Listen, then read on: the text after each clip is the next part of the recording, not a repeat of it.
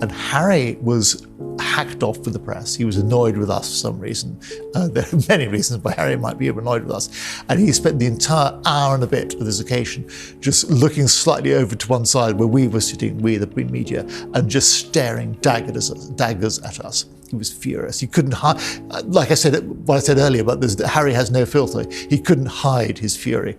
Meghan was sitting bolt upright in her in her throne on stage, and was kept a perfect Hollywood smile on throughout, perfect posture throughout. She was absolutely brilliant performance, and I thought she is a real professional. The 6-year wedding anniversary of Prince Harry and Meghan is right around the corner. So I thought it would be a good idea to take a peek behind the curtain to see what's going on with this dynamic duo. Recently, thanks in part to their new agents at powerhouse William Morris in Hollywood, the couple rebranded themselves as the Duke and Duchess of Sussex. They've got a lot going on, but before I dive in, here's a quick reminder that nearly 6 years ago, right before Harry and Meghan's wedding, I predicted their divorce within 6 years. Despite their apparent happiness, I foresaw underlying issues within their relationship, including tensions with the royal family and unhealthy competition.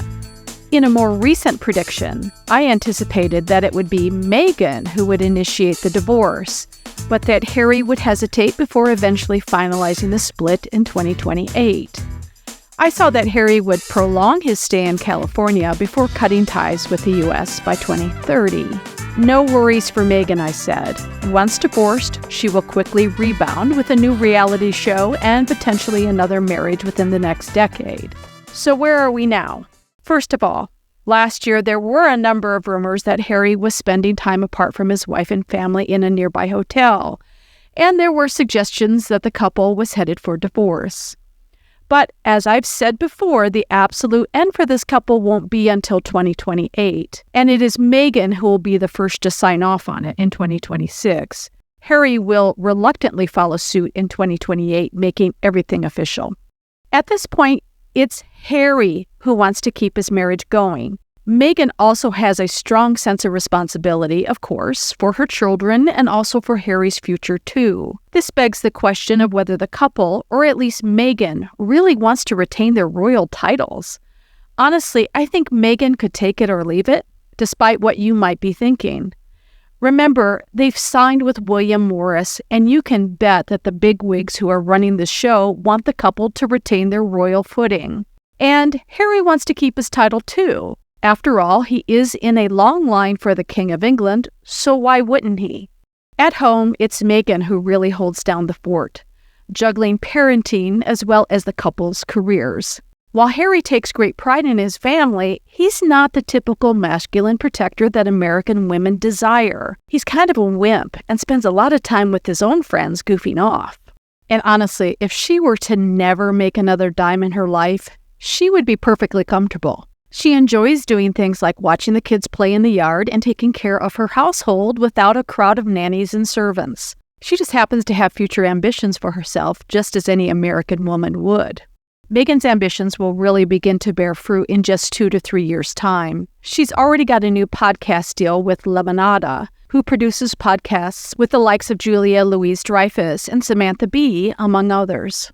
Her goal, she says, is to reveal more of herself, so I certainly hope the producers of Lemonada will tighten the reins on her show if she goes off the rails into the woke stuff that has soured so many against her.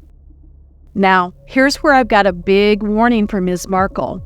She needs to watch out because just as her brand gains steam, she will be betrayed by her very own husband. Remember that unhealthy competition that I pointed to way back in 2018? Harry will totally turn on his wife, but I find it interesting that this all comes to a head right around that 2026 timeframe when Meghan serves up those divorce papers. And he'll really grind her into the dirt too, satisfying her voracious critics in the process. But hold your horses. Just as it looks like he's pulled the rug right out from underneath her, she'll rise like a phoenix with an even bigger media presence than she's ever had under the shadow of her soon-to-be ex-husband. Boy, you were bad for me. So, while Harry skedaddles back to England in 2030 to contend with his brother William, Meghan will skyrocket and finally realize her dreams of stardom, this time on her own steam. And yes, many of her critics will end up being her biggest fans. It's called karma, baby. So that's it for now. Be sure to like, subscribe, and hit that bell notification for more juicy insights into the royal family, your favorite celebrities, and global news. Thanks for listening.